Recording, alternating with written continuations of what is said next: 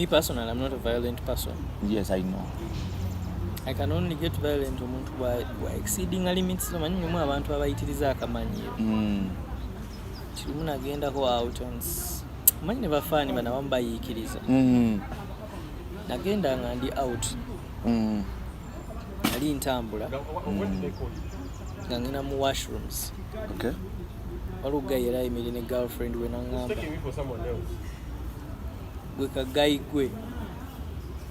So ne simufaako ne neyongera nga ntambula n'amaana akisanaga gwe kamazi. Oshegera. Sirina kyenkukoze. Tomumanyi. Sikuvumye. Kuyise kubisi ngenda kufuka byange. Naye because otamidde oyagala kulaga mukazi wo nti oli wa tab. N'onvume ekigambo nga gwe kamazi. It takes a high level of my... No, I went and spoke to him and told him, blood, I don't know you, you don't know me, but don't ever disrespect me like that. Okay. Era nakitegeera. Kati muntu omulala akubirawo paaki. True. Ate nga oluusi abamutuufu okukuba omumanyidde. Abantu abamu balina omuze oguprovoking abayimbi nga bali out. Okay. Nyina omuntu gwe nalaba. Muyimbi yali atudde.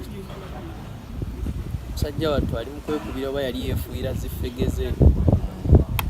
Probably tayagala abantu kumumanya. Omwoyo ayo ono najjayo essimu n'alikodinga gayo ng'ali mu kuba ffe. Kati omuyimbi wakuba omuyo. Ochegera. Some of you provoke these artists and these public figures. Okay. Omuntu mutunulire muddu gy'alimu okumu approaching. Tosaba selfie mu kaseera kazibu. Kakudduka ngenda ku stage gw'empozinga okugera. Omuye ali mu kudduka ali late. Oli mu musikasika. Mulimu abavaako ajja okukuba. So know the right time to approach these guys. Okay.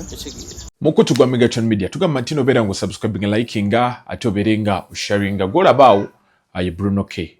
Oluvannyuma lw'okubeera nti baakula ekivulu aye ne bamala ne bafuna obutakkaanya ye ne Crystal Panda balina enteekateeka zaabwe era enteekateeka zaabwe bazitandika bulungi nnyo ku mukutu guli ogwa TikTok ne babanga enteekateeka zaabwe ezo eza champanya bajjamu ekivulu ekyakolebwa bulungi ne babanga bafuna akasimbi ekivulu we kyaggwa ate ne babanga bafuna entalo ez'amaanyi. Bruno K ayageza okubeera nti atunyumiza olutalo lwavaawa luvuddewa kubeera nti before bayogeranga bulungi enteekateeka zaali nnungi naye after the kivulu ate entalo ne zibanga ziyingirawo. Mwana mulenzi Crystal Panda yakoze dda interview ate nga n'omukulu Bruno K ayogedde ku nsonga eno ki ekibatabula. Abasinga bagamba nti sente z'abatabudde naye agenda beera nga atubuulira kiki ekyabatabudde ne Crystal Panda we okubeera nti balwanagana bwe bati beeyogerera ebisongovu tampadde credit yange ala ebigambo bingi nnyo. Jjukira nti abantu badde beefunyiridde enkola y'okubeera nti bakola ebintu ebibagatta. For example tulina Boss Domitreyo. Boss Domitre yavuddemu entalo ez'amaanyi. Junior ayogera bigambo, Sharoma ayogera bigambo, Frank Antambi. Nono yini Bruno K wekino olunaku olwaleero gattako ripazo baali bataddewo ekintu kyabwe babeere nga bakolagana babe nga bakiryamu naye nga ekisinza ate batabula kye kintu ky'ensimbi. Buli omu ayogera munne ebikikinike tojja zirya walya zino ebigambo bingi kwegamba entalo nyingi right now. Domitry erimu entalo ate nene waliyo entalo. Kakati no kankuwe Bruno K abeere nga yeeyogerera. Remember sheno kutuusa kuba naffe Nana Herbal Mouthwash bagamba nti nno gwe wenna alina amannyo gasanyalala bw'oli ekinyogogo oba ekyo kyagasanyalala amannyo gaguba amannyo gakuluma owunya akamwa weekwate Nana Herbal Mouthwash ajja beera nga akuyambira ddala mu ginyo embeera ejja kubeera nti etambulira ddala mu ginyo ng'okozesezza Nana Herbal Mouthwash. Atugamba nti nno beera nga musanga pharmacies ez'enjawulo oba drug shops ez'enjawulo ajja kubeera nti musangayo ate ajja kubeera nti akuyambira ddala mu ginyo gwe ayina embeera y'akamwa akawunya amannyo gaguba n'ebirala bingi. Kankwe Bruno K tuva ku mukutu gwa Megatron Media tukomawo. Nana Herbal Mouthwash ly'eddagala ettuufu lyennakakasa mu kujjanjaba endwadde z'amannyo. Amannyo gakuluma bw'ossaayo ekyokya oba ekinnyogo gagasanyalala bw'osenya ovaamu olusaayisaayi oba ogayiza ludda lumu. Senyesa Nana naye weegendereza abafere tebakuguza kappa mu kkutiya. Musange mu famasi zonna. Nana yakakasibwa National Drug Authority. Syringe Women Syrup eddagala erikakkanya obulumi mu nsonga z'abakyala oba ziyite cramps. Lisange mu pharmacies, drug shops oba supermarkets. Lino lyakakasibwa National Drug Authority. So like, it's worth it. Bruno, kyampakanya mwagikoze. Champagne Festival twagala okwebaza abantu mwe bali kujja tuwagira nja kusooka nebazi baganda bange bonna betubeera nako ku kintu ekyo Roger ninga nja kusingira ddala kwebaza Crystal Panda Guy wange yakola nnyo teekamu effort y'amaanyi idea ya ffe twakola ekintu kya Champagne live twali awo nga tutudde nga tuli ku live ya Panda abantu ne bakyagala tukiwe erinnya era Panda yagala tukiwe erinnya kinindi mugamba nalikiriza ne tukwataganira awo ate ne twetegera neva mu kufuuka live kati yafuuka family n'abagiraba nabo bafuuka family so along the way muganda wange omanyi investor yagala nnyo okuinvestinga is very good at business ideas bambi nankubira esimu nange niwaki tukolayo show mugamba tugikole nangamba olowooza tugiwe erinnya ki ne tuli discussingako ffenna n'amala naga I think we should go with this natandika okukyexecutinga. One thing I like about him zansinga okutegera ebintu byokutegera he has organized a lot of successful shows. Yes. So he knows where to touch and what to do. Panda akimanyi nti wenteeka wano nteeka kigera so nagenda nanoonya akasente kintu nakitegeka nzina ndowooza asaaga nakiteekayo so netuteekamu amaanyi kutandika kunoonya batugulako tiketi kuba mulanga kubanga mazima matuufu we only had two sponsors Pond 7 ne Galaxy TV ne Galaxy FM naye nga kino kigende eri ba sponsors mulekerawo okuyisanga mu events amaaso like if you would have seen Panda has a gundi bagita the line here successful concerts Bande Wempere Pere Festival abade ne Green Festival so sponsors it's just that mwino okubanga omuntu we mutu mukiririzamu nga mmanyi kyakola n'ekirungi that maybe the next time tunakola Champagne Festival the second edition bajja kubeerako on board bajje batusupporting naye nga njagala okwebaza amaanyi g'abantu Champagne live ne Champagne Festival maanyi g'abantu abantu bakoze kinene nnyo okubeezaawo festival ne Champagne live bakoze era nga bakyakola kyamaanyi ffeffe tuyimiddeo ku maanyi g'abantu James na mukwano Bruno K mujja mutyo kugamba nti kale omanyi like I was like nakoze post ku Metro FM pages nengamba how Bruno K turn social media following into cash mulina following mutuukitsa mugamba nti abantu bayite bakuŋŋaane atuze ekitono abayimbi mwabakoze mutya abayimbi muganda wange yali ababookinga dda nga bwe nkugambye Panda ali smart nnyo mu bintu by'ebivulu abimanyi so abayimbi abasinga yababookinga yabakubira abamanyi yababookinga yabawa deposit kitegeera byomu aba ne effort naye nga effort esinga ya muganda wange kuba ategeera ebivulu kusinga ki akusingako gwe bitegeera so ye yakiteekamu omukono n'ayiriba n'akasente n'akateekamu nze mbaddewo nga muganda womusapooti tunoonya abaguzi ba tebo tunoonya abaguzi ba tiketi tubeerako live obo tukubamu ekikopo tumaking sure nti show etambula mu maaso kubanga amazima g'abatuufu show bakugaana James era bandi bisekere kubanga abantu baba nebanoonya we batusekerera banoonya ddala batusekerera nze ne Panda naye kikyabalimye tubafune naye kikyabalimye olw'ekisa ky'abantu n'ekisa kya Katonda kikyabalimye. Bruno nina mikwano gyange abamu obamanyi abamu ova na payitakawo bwe bamaze okutegeka show yaabwe ku beach nga banayaleese obuzibu era ndabyeko anko wange omu anko Mukasa nga munyiivu nnyo eri muganda wange Bat nga banayamwebiki temwafunyeemu yabafunye entono ne bagamba nti owaaye tewali yanyiize nga bwe nkugambye yinza okukwatagana ne Panda mu kusooka gwali mukwano tibyaliko bya sente however later on business neyingiramu nti kati olaba Champagne live erira aba sponsors ba advertisers ababeerako bangi aba advertisers buli omu atuwayo akasente naye kati ate ogwo mulimu gw'aba advertisers Panda yagunkwasa ffenna twegabira emirimu yangamba nti kati ba advertiser obategeera bulungi bakwasaganya kati festival yonna okugirwaninga and ategeera field eyo bulungi era nagimuleka nazo gwange waliwo wakumusupportinga we mobilize, we call upon people to buy tickets, tables. So ekya sente is not the biggest issue by the way. Okay. But I know my brother anti sente temwemazaamu eyo Panda mumanyi bulungi nnyo. He's one of the most honest people I've met. Nze naye how we deal tuli honest towards each other. Nti bwe nfuna akasente mukubira esimu nemugamba nfunye sente bweziti. Kankuweereze share yo. Yes. So wetu tubadde tulaning omukwano gwaffe. Tegulimu buzibu bya sente ffenna ffefe embi naye temwemazaamu. Bwewawa abantu babeereyo oluusi ne bagamba Brunoke atabuka ku sente. Ekyo nkireeta because Jimsonze manyi value ya sente. Sagala kono na sente. Zidibuda sente. Simanyi zidibuda. Kivule bisere bizinga abantu banga listingi. Nze ngendo ta sente nga mjitawe kuba ebennumye nga agikola. Okugikola sebo sinyangu ya jifuna. So simala gajita kyo. Ozola abantu baga ndi buzibu nnyo ku bya sente. Nakozona nakalubamu.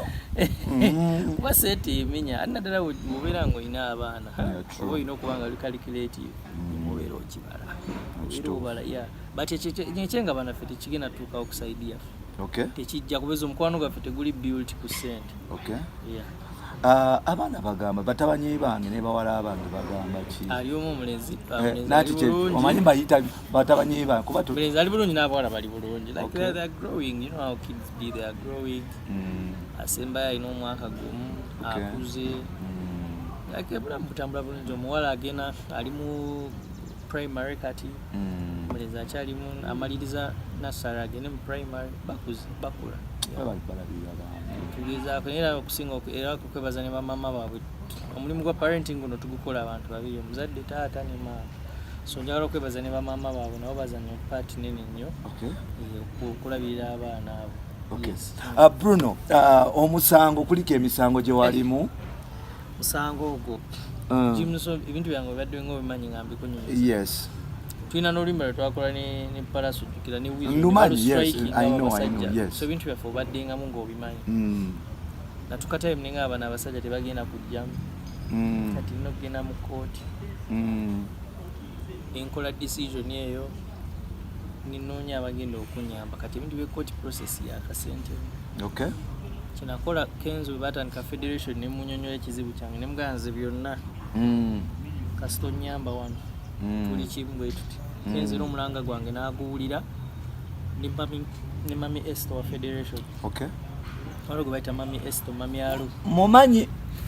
Mumanyi. Ne banyamba ne banfunira abalooya ne tuyingira ekkooti. Era omusango gwe tuguwolezza 1.5 years. Paka omulamuzi watuuse okuwa ensala ye. Yes. Ebiseera ebisinga abayimbi bavaayo okwerwanako. Abantu basinga obungi bagamba kinawulika kiti abantu bajja kukyokola nange gwe mu kuyingira ekintu kino bintu kibyewasooka okuba nti olowoozaako like ogamba kino kijja kulabika kitya kino kijja kulabika bintu kibyasooka okulowoozaako kyonna nalina evidence yange Jim. And I was very sure that I was going to win the case. Era ne balooya bange nabakakasa. Even when I presented my evidence to my lawyers, they saw that I had a good case. Okay. Ne bagamba tugende maaso. Nali sure nti kino ekintu sikivaamu nga sifunye freedom yange, nga sifunye justice. Era nga ndi musanyufu nti navaamu ne freedom yange nti music wange bamuggyako akazito ke baali bamutaddeko k'okumustrikinga n'okunemesa okuta music n'okucollectinga mu nnyimba zange nga bakozesa obukujjukujju. Yes, n'okutwala nga realities zange. Nakivaamu bwentyo. How important kugwe on your behalf record label zirina mugaso ki ate oba oliawo zirina buzibu ki eri abayimbi? One record label ebeera ne connections. Okay. Kibeera nawe manyi nti bwenta oluyimba ndudistributinga ntya. Nduwono ne nduwono n'oli. Ani agenda okukuba power play. Zisinga zibeera ne financial muscle because music is pushed with money. Whereas waliwo abantu bamu Katonda bayamba nti naayitawo nga tugeze that introduction of platforms ga TikTok omwana ajja n'akuba kayimba n'ayitirawo. But after that you still need money to brand yourself. You still need money to distribute your music. Especially branding eyo nkulu nnyo. oyambala otya ebintu ebityo keeping your brand moving forward. You have to do more videos, you have to do more audios. So basically music ebani yetaga sente, and mostly record labels are financially equipped. Yes. Zibani ne financial massive nga baso sustaining a budget yonna nti project ejanga ya million 10 walo labels eziwawo mu video. Okay.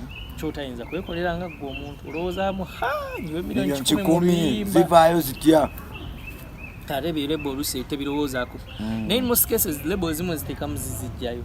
Yes. Because nazo ziba zize mu business. Tujjayo tutya akasente kafe. Yes. Omuyimbi atandika, for example, tuwadde advantage ya label. Disadvantage, omuyimbi zaafuna ku record labels ng'ezo zosobola okumadvisingako before ng'omuyimbi tanaba kusayininga na record label. 80% of these record labels, Jim, ziba zize kujja mukajja. True. Wano nga tonaba kikuba bakuwa ssente bazikuwa n'ozikwata ndagala video ne bagikolera audio kati mumaze okukikubaawo. Batandika osikayo ssente zaabwe ne bazisika ne beekanga nti oluusi mulimu abantu ayimbira emyaka 5 ng'abadde top. Yes. Ne bamugamba tonaba kumalayo ssente zaabwe. Awo kitandika okufrustratingira abantu. Nekitandika okuleeta obuzibu. Myaka gino gyonna 5 okigamba temunaafuna ssente zammwe. Labels zino zinyuunyuuta ezisinga 90% of the labels in the whole world. Nyuunyuusi ate tezaagala kutabayimbi. Naddala ng'ozikolera ssente. Okusayininga ne bagamba nkutadde. Zikufiirako. Waliwo ebigenda mu maaso. By the way, ebitambula federation mulemereddwa mukoze biki, but mwatuuse ku final stages okuba nti etteeka liri gazetted. What is your take about the new copyright law? I think people ekisanja kya Eddie Kenzo kigenda running emyaka 2.5. Okay. Yakavuga ko sofa omwaka gumu. Abuzayo omwaka gumu kitundu naye sofa envuga gyavuze simbi. Bali ngamba abantu Kenzo bamuwe chance balabe. One, kankule ku bintu Kenzo byakoze. We have never had artists united in this country. True. Nga wano Kenzo we uniting z'abayimbi. Whether you like it or not. Mugina kupakanya bisere bisinga abayimbi kasita begatta wabawe nkayana. Bisere bisinga. Okwerangira n'okwevuma n'okukayana neki. But this time round, artists spoke with one voice. Okay. With one voice like this, all because of the leadership of Eddie Kenzo. Omuntu agenda gamba nti gayirwa kuba yakuyamba okusudiza. We need to give Eddie his flowers when he's still alive. Okay. Don't wait to give him flowers when he's dead. Amazima matuufu, Eddie has done a lot. One, gwokimanyi nti buli region mu Uganda muno erina office za association. Badde sikimanyi. Embalala wali office ya federation abayimbi b'Embalala.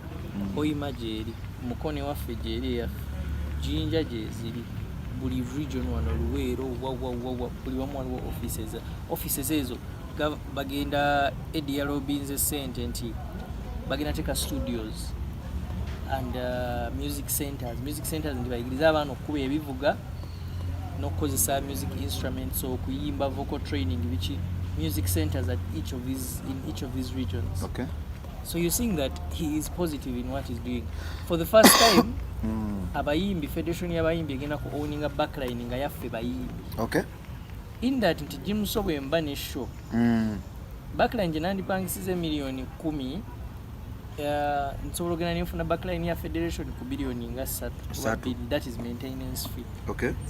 That's a plus you should give to the federation and okay. Eddie Kenzo. And there are more other things he's doing. He's trying to kulaba sako y'abayimbi. Eddie awoza abayimbi. Olaba abayimbi bangi bategese ebivulu. Yes. Okuba editor so akubamenya. Abayimbi bangi bategese ebivulu sente bazijja ku federation. Bagenda ne beewola ne bazizaayo. So isn't that a plus? Yes. Abantu basinga mu bategedde baba wa sente z'abayimbi ne bazirya. Ekituufu. Bruno njaga tujjawo. Manyi olimu n'amawulire professionally. Ate bannamawulire ebiseera ebisinga tulina okubanga tuweka otumenyere ku bantu oba oli awo abazenga kuba si kibi bajja ne bazijjayo mu bulungi ati ate president wange abalina okwogera mbasi wafuluma information nga president tampadde lukusa naye bwogenda ku federation ojja mubuuza ali kubuulira ojja omubuuze nti mpaayo ku bayimbi abategese shows ne bakima wano obuyambi ku federation ajja bakumenyera nze mumanyi edi esente z'abayimbi ezimugamba eza sako muzigaba kusinziira ku ki ku nsavingayo tosobola kujja ne weewola ssente ng'obadde tosavinga mu sako ozzo kime miliyoni 2 bakebera ku savings account yo toteekangayo wadde n'emitwalo 5 abamanyisako business mutegeera enkola gye mukola singa ekintu kino edi yakirwaninga based on feelings singa kyamulema dda ne cabinet ya federation but because he has to act professional ng'omukulembeze sako okubeerawo paka nakati sako y'abayimbi ekyalina mu ssente because etteeka liri nti bw'otwala zaayo si kutwala kweterekera ffe twali twamanya ebintu by'oweerera mu industry omanyi nyimbi omuwende milioni 3 ziteri kuziza kituufu abantu abamu abayimbi batya ebintu by'okwewola twala ssente ozikomyewo naye abatakitya bagenze ku federation ne bazizaayo era gyeziri abafeerize mubakolera ki era abafeerize nsokera ddala nti bw'ojoyininga sako bakunyonyola there is waliwo team ekusomesa ku how saccos work ekulembera omukyala Lilian Mbabazi bakunyonyola omugaso gwa sako osavinga otya ne sako ne babikunyonyola so by the time you register and enter into the Uganda Musicians Federation sako oba omanyi exactly what to do to get a loan from there lwakuba abantu abamu bowulira bakayane nokumabbali baagala okujja bafuna information ya sako tebaagala kuwulira bintu byakuza ssente bo baagala kuba wakutwala butwazi politics ayingidde mu music industry bukyanga abayimbi mujoininga politics enkola eya ssente mu especially mu bibuga eri abayimbi ab'enjawulo ekendedde abayimbi ne tusigala kuba nti abamu tujja batwala mu kyalo tufunemu akasente nebisigaddewo olowooza politics kikyatodde ku music industry oba kikyagasa ku music industry? I think people are blaming politics for nothing. Just the economy and I think it's a global thing. Everywhere economies are not doing well because of different things that are going on. People are mishandling money. For example, James, a budget y'ekintu omuntu omu corrupt official n'ajjako ssente z'ekyo kitegeeza oba olese budget yaffe mu deficit kitegeeza. So we shouldn't be blaming politics on this. I think obwavu mu economy n'ebbula lya ssente is not caused by abayimbi abajoyinize politics. No, it's being caused by people who are mishandling government funds. People are not doing service delivery.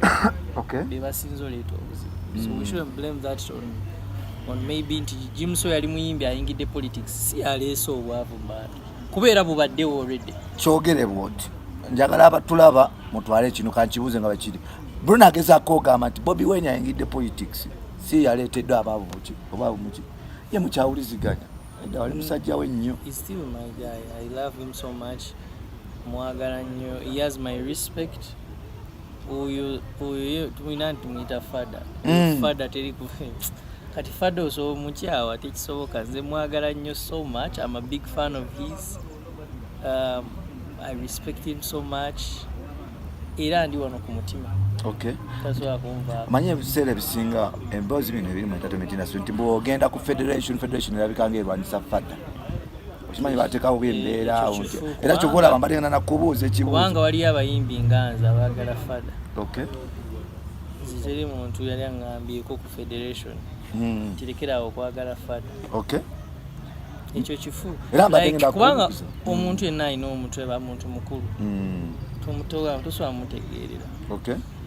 Ekisinga otutwalayo buli omu amanya ekitutwalayo. Nze bwe ŋŋendayo n'enteeseza abantu b'emukono nvaayo ngenda n'enjogera ebintu ebikwata ku bayimbi b'emukono kuba benkulembera. Bwe mmala obiteesa n'empuliriza n'ebiruma abayimbi abalala ne tuteeseza wamu nga ba-chairpersons ne tuvaayo. Tetulina lunaku pulezidenti w'abayimbi lwera atutuuziza n'atugamba nti oba temwagala fada oba biki nedda nze ng'omuntu sikiwulirangako. Sikiwulirangako and I think also Eddie is one of the people who respects people's opinions. Okay. Tatera nnyo overriding opinions abantu. Okay. Yes, so he respects our opinions and he's always professional. Ekiba kitulese kitubeerako. Okay. Bruno, waliwo omanyi wagenda n'okola post about Spice Diana ne question emulabanga fan nagamba mbuuliza Bruno omanyi Bruno ye simanya mpiso teyesigama something like that. In fact omukyala abaana bankazaako akatwako I don't know why. Erinya livuddeko babeera balowooza nti bw'ontembereza omukazi asaanuuka mbugwe olinga muzigo muzigo na muliro ng'ogiraba oti pa omwala oyo bambi erinnya ligenze Peace Spice Diana in fact yangambye mbuuliza wakati w'abayimbi bange aba kiki ekigenda mu maaso wakati wo ne Spice Diana. So this is what happened. Twakyazako Spice ku kyampanya I think like 3 weeks back ne tutuuka ka game kabayita Truth or Dare. Okay. Oyogera amazima kyowulira ku mutima kati nze kyenakola Diana we yatuka party ne bambuuza which female artist you crush on. Okay. Ne muwulira amazima ne mugamba I crush on you. Okay. Yangamba posta female artist you crush on you postinga ye nangamba okakasa crush ngakuze ne muwulira amazima kubanga nze vadda Diana mbadde nga mwinako crush. Okay. nga mutunulya bwenti ndabira ddala nga mukutuufu ali nga kiggwa so ne mugani ngwa amazima tufu Diana nze kwegomba nsanyuse ebintu byo binnyumira nasekera bali ku live eyo yali tabu nnyo naseka kati abaana aba Spice Gadget n'abaana abalala ba TV kyampanya ne bangamba boy tozikiza lemezaamu era sinaba kuzikiza Diana nkyakugamba paka kati nja kulemerako paka wono owuliriza ensonga kasoke nkubuuze just in case Diana agambye nti Bruno ke nange mbitegeera yaba second wife waffe kati first wife yaliwo nze sibango mufumbo mulabe engalo zange sina muntu yali gwe nali mpasiza oba gye nali nkyadde sikyalangako sisibangako nnika sigenako mu kyaki sisanjula sibanyanjulangako abantu so nkitegeeza ku lujja nkyaliko omusajja omulu Bruno nzijukira wangamba ebyaffe wabivaamu watereera muganda wange Jimso okutereera kitegeeza bakujja ku lujja olina empeta nze siina mpeta ku ngalo zange zizo siinaako mpeta so kitegeeza nti Katonda eno omuntu gwandeetera nga mutegedde. One reason why by the I love to settle, I love to be with someone, but I want to be careful with who I settle with. Okay. Yes. Because omuntu oyo go yanjudde go wasiza. In most cases a direction when jikwata eyo njitwalanga lifetime direction. Todda mabega. Sagala kuwasa muntu ate nkyatwawukane. That's not my dream. I want to kuwasa omuntu tumalo the rest of our lives together. Okay. So I have to be very careful before I choose that person. Is this person my friend? At Jim Solabo industry is we are surrounded by a lot of fake people. Yeah, true. You need to be sure of who is right and who is wrong. And that takes some time and it comes with the guidance of God. Okay. Chivula wanze process eyo sijipapya sijiduka misingi. Are you single? Ndiao. Zindiao. Lwaki ogamba mugambye nkyariko ku lujja omuntu yena wajja nanzijjako. Which kind of women do you want? God-fearing woman. Yasinga obukulu. Because the God-fearing woman alina package yonna. Mukazi amanyi Katonda, amanyi okuwa omusajja respect. Amanyi okuwa abantu abalala respect. Aba yeeyisa bulungi omukazi alina atya Katonda. The fear of God is the beginning of wisdom. Aba mukezi. Okay. So nze ku kyange Jimso kiva ku mukazi yenna nga atya Katonda. Bino ebya beauty obulungi buggwawo Jimso. Abantu abakazi abaali 20 years emyaka nga 10 emabega si bwe bafaanana kati kikyuka n'omubiri gugenda gukyuka waliwo ebitundu wotuka nga kaali akabina endoddo katandise okusenyuka because of age. So what remains is the inner person. So inner beauty is very important.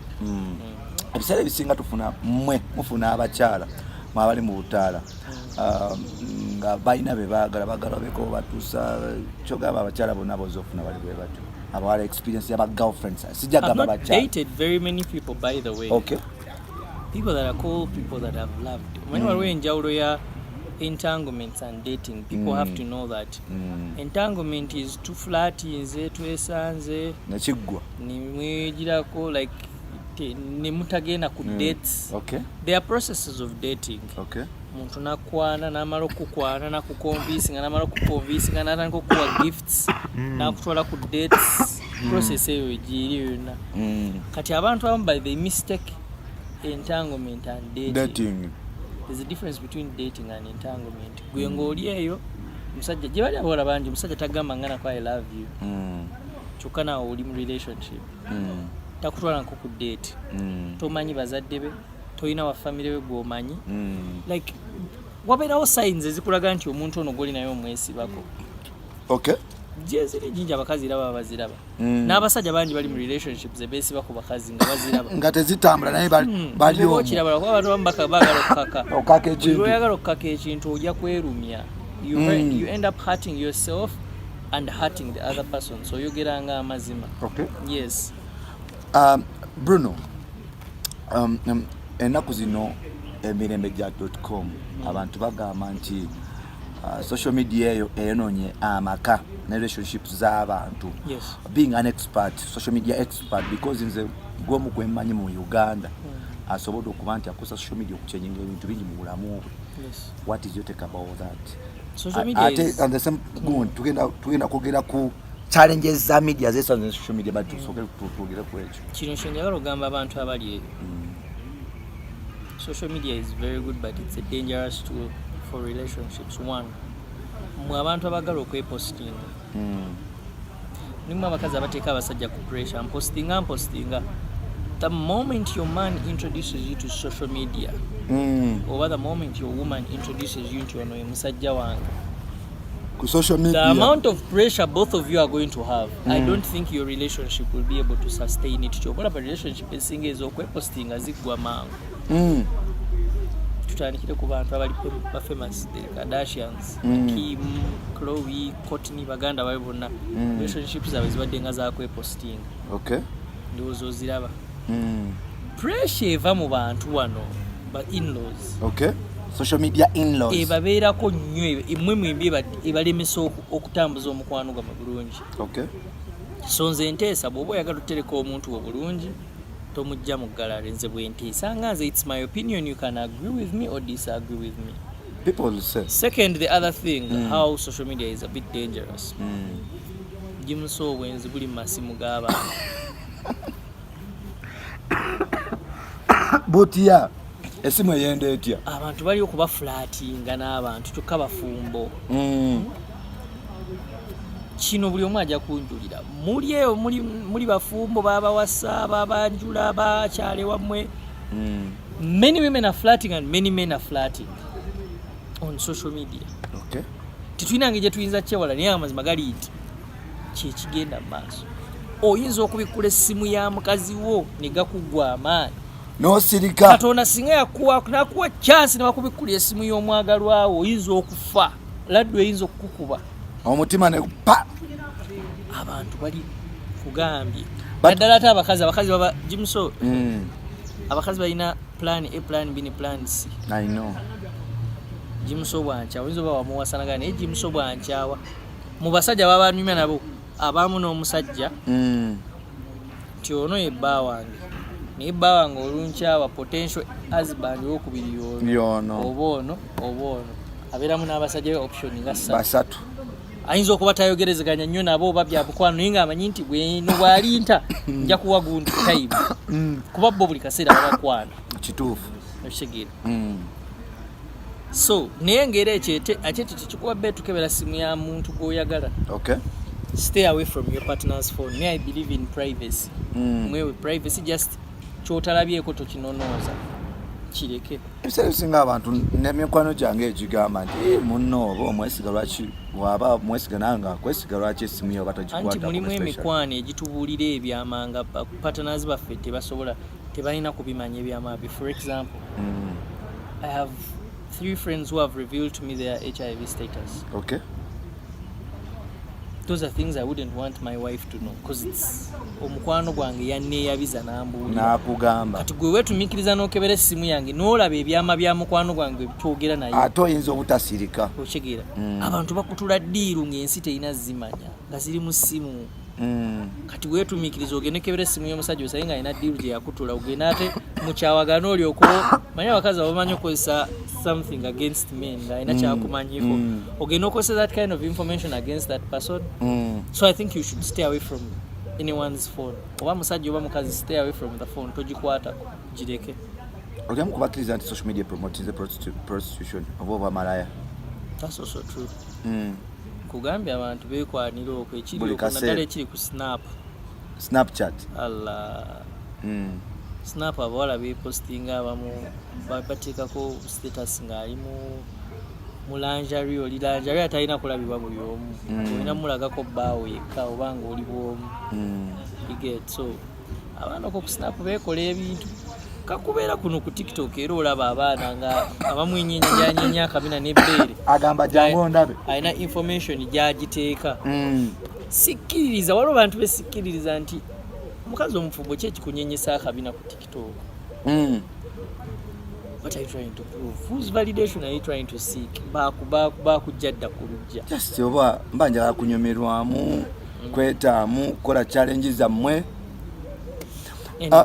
Bruno twali wali ku Serena awo conversation njagala tugirete waneno how social media engage social media changes etya perception y'abantu ku TV radios n'ebisigadde TVs and radios should accept this that social media is now the new trend back then TVs used to be more relevant amazima watu ku social media agenda wala okay Tisawin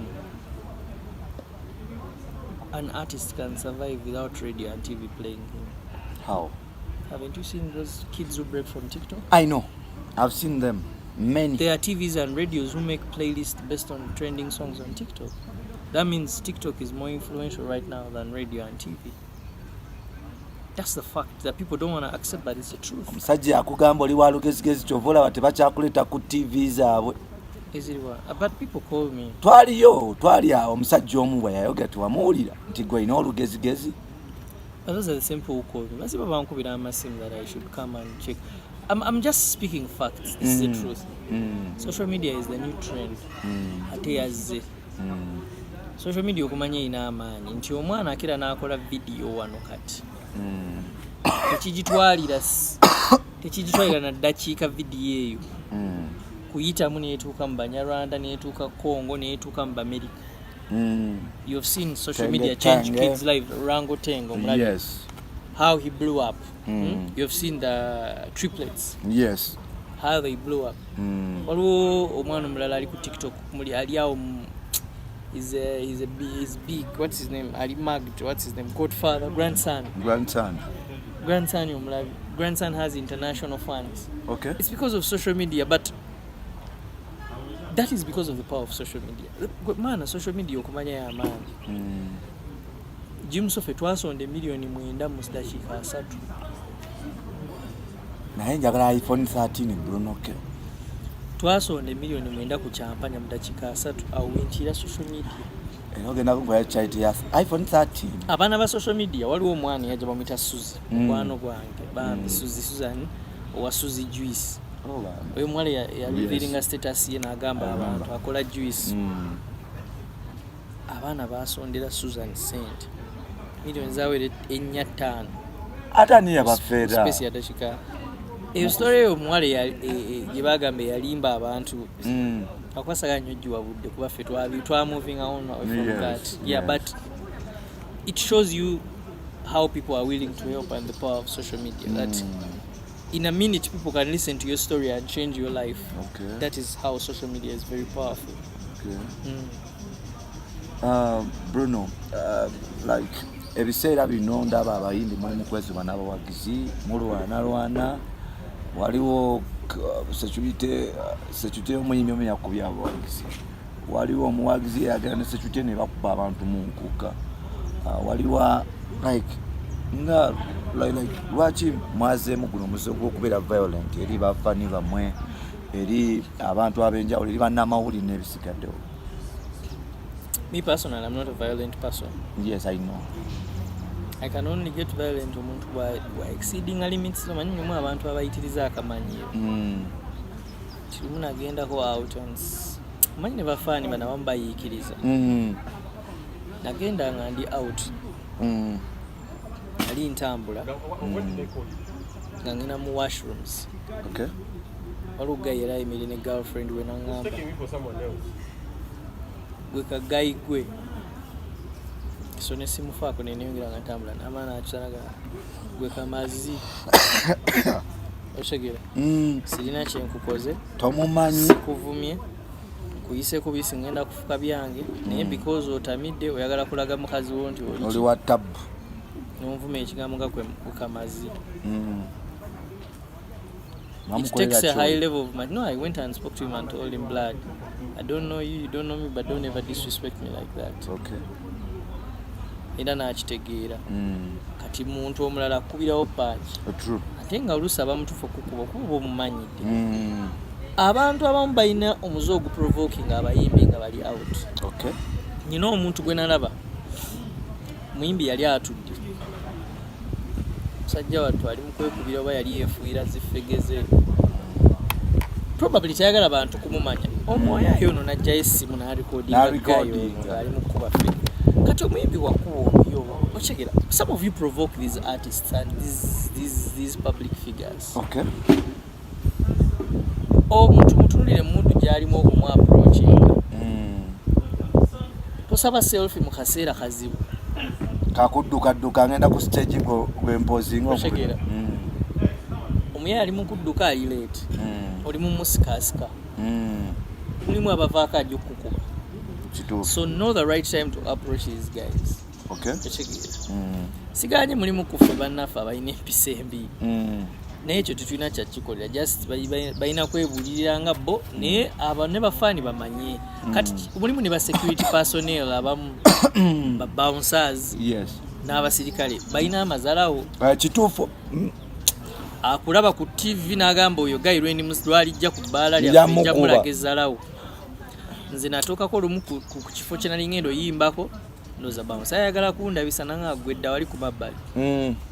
Ne mugase bo mbadde nze kuyimba ne face yange yiyawo. Nanga mandaga ID oli mwana muto. Natandikirawo okummanyiira nga ntoolako amayinja maaso g'abafaani bange. That's why I was very collected and calm. Nika tusanga omuyimbi mulala nga zivaako mangu aba yakubye dda punch. Ekigera afandokero yankobe. Mulimu baggayi. Bannange. Mulimu baggayi. Kati nga bulawe tujja bino nti nga we twategese Champanya Festival. Yes. Tulanze abayimbi baffe bonna obamanyi tulanze saha Tomuddiba ani obalabye. Tomuddi azze ku gate omulabye. Just because oli wa security yagala mulagako omugambe gwani. Some of these security people also provoke people. Kati bw'obeera mu area ng'eyo ng'ogenda receiving a lot of public figures ezzalawo likome tozalawo kubanga public figure yenna wona omuzalawo agenda retaliate.